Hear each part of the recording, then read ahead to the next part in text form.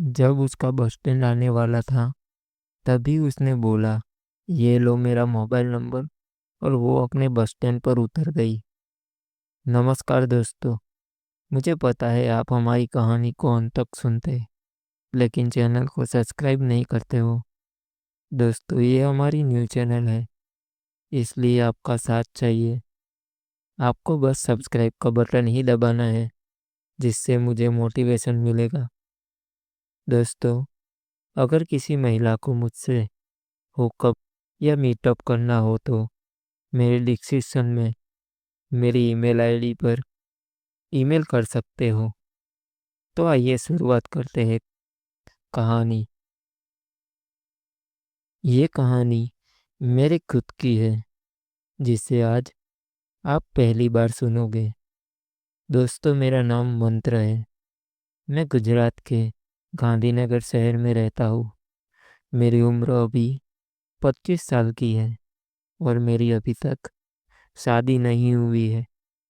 मेरे घर में मैं, मेरे पिताजी, माताजी और एक छोटी बहन रहते हैं।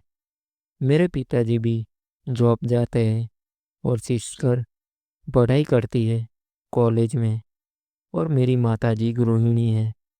मेरे घर में सब अपना अपना काम करते हैं और इतनी शांति रहती है कि क्या बताऊँ दोस्तों।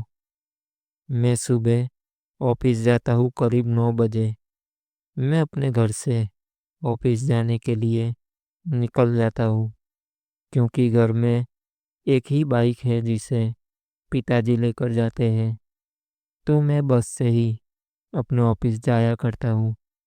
और वैसे भी मैंने कॉलेज और स्कूल में भी बस से सफ़र किया हुआ है, इसलिए मुझे बस से मुसाफरी करने में ज़्यादा मज़ा आता है।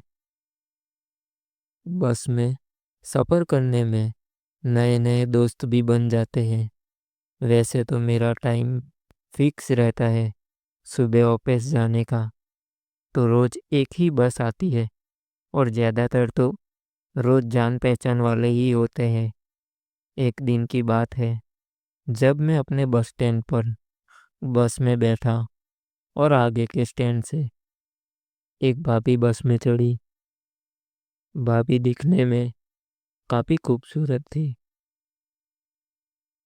मैंने धीरे से भाभी को देखा और उन्होंने भी मेरी तरफ हल्के से देखा। मैं मुस्कुराया। फिर भाभी मेरे बगल में आके बोली, क्या मैं आपके साथ बैठ सकती हूँ? मैं मन ही मन खुश हो गया और बोला, क्यों नहीं, बैठिए। इतने में कंडक्टर साहब आए। भाभी जी को बोला, कहाँ जाना है आपको? भाभी जी ने बताया, आगे वाले स्टैंड तक जाना है। कंडक्टर साहब ने टिकट दी और बोला 15 रुपये हुए। भाभी ने उनको 20 रुपये की नोट दी और कहा 5 रुपये छुट्टे नहीं हैं मेरे पास। कंडक्टर साहब ने भी कहा, मेरे पास भी 5 रुपये छुट्टे नहीं हैं, अब क्या करेंगे? तभी मैंने कहा, ये लीजिए कंडक्टर साहब 5 रुपये। भाभी ने कहा, आप रहने दो, चलेगा। मैंने कहा, नहीं नहीं, मेरे पास है छुट्टे। ऐसे करके भाभी से बातचीत करना शुरू हुई। मैंने कहा, मेरा नाम मंत्र है, मैं अहमदाबाद में जॉब करता हूँ, क्या मैं आपका नाम जान सकता हूँ? तभी भाभी ने कहा, मेरा नाम निशा है। दोस्तों, भाभी दिखने में काफ़ी खूबसूरत थी। अगर जो भी देखे वो बस देखता ही रह जाए, ऐसा था।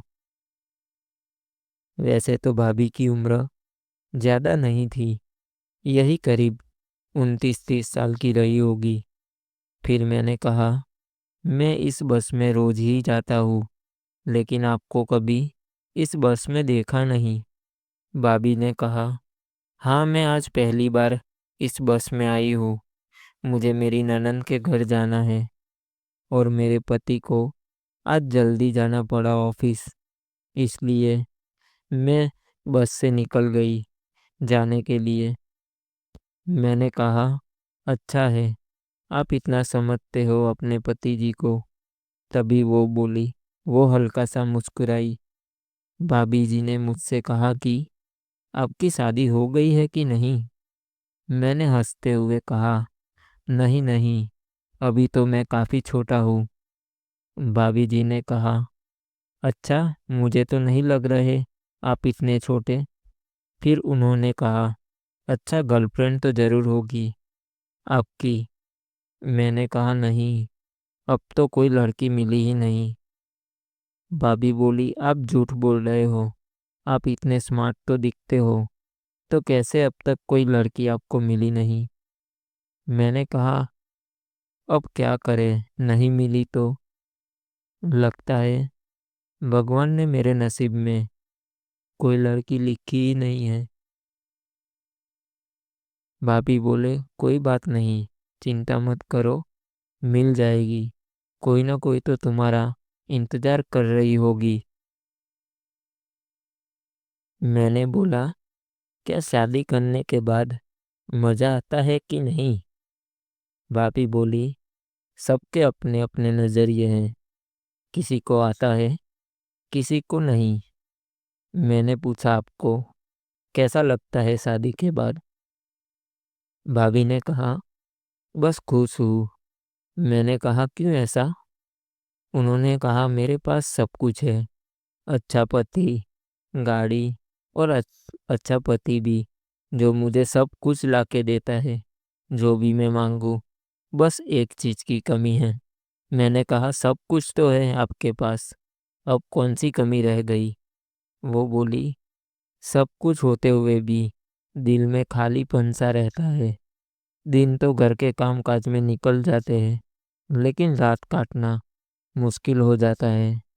मैंने कहा, क्यों ऐसा। वो बोली, मेरा पति अक्सर शराब पिया करते हैं। ऑफिस से छूटने के बाद हफ्ते में 3-4 दिन रोज शाम को शराब पीकर घर आते हैं और बिना खाए ही सो जाते हैं। मेरी तरफ तो देखते भी नहीं है।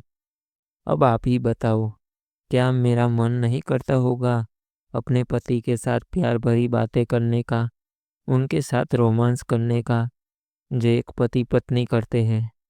मैं बस उनको देख रहा था, तभी उनकी आंखों से पानी निकल गया।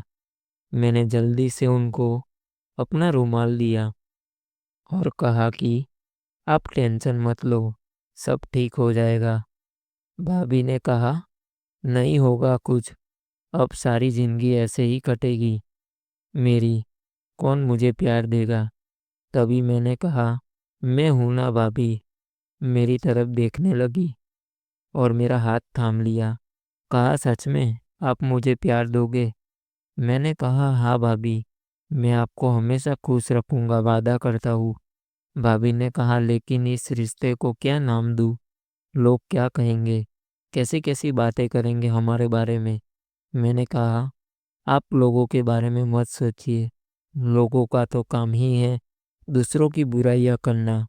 फिर भाभी ने मेरा हाथ पकड़ा और बोली, आप बहुत अच्छे हो, मुझे आपसे प्यार हो गया है, बस मेरा हाथ कभी मत छोड़ना मंत्र।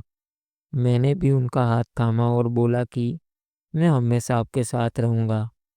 अब भाभी बोली, मेरा स्टैंड आने वाला है, आप अपना ख्याल रखना। और जब उसका स्टैंड आने वाला था, तभी उसने बोला, ये लो मेरा मोबाइल नंबर।